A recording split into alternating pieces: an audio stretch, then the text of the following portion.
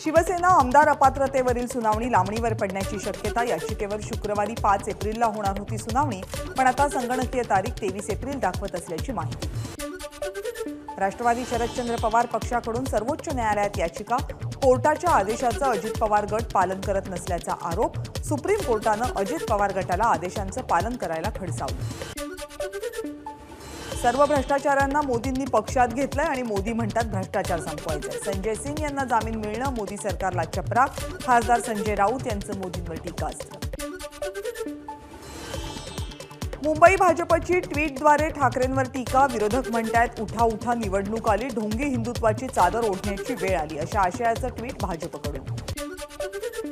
दापोलीतल्या साई रिसॉर्टच्या पाडकामाला सुरुवात। सदानंद कदम यांनी स्वतःच पाडकाम करण्याची कोर्टाला दिली होती ग्वाही। साई रिसॉर्टचं बांधकाम अवैध असल्यामुळे अनिल परब आणि सदानंद कदम यांच्या विरोधात दापोली पोलीस ठाण्यात गुन्हा दाखल।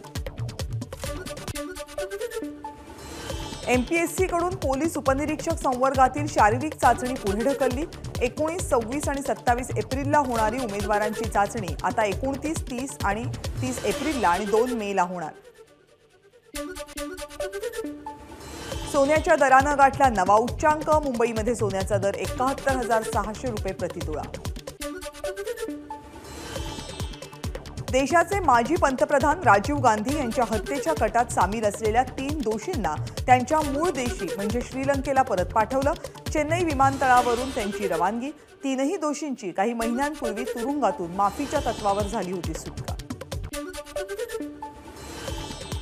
छत्तीसगडच्या बिजापूर जिल्ह्यातल्या कोरचोली जंगलामध्ये झालेल्या चकमकीत आतापर्यंत 13 नक्षलवादी ठार। लोकसभा निवडणुकांच्या पार्श्वभूमीवर आतापर्यंतची सगळ्यात मोठी कारवाई।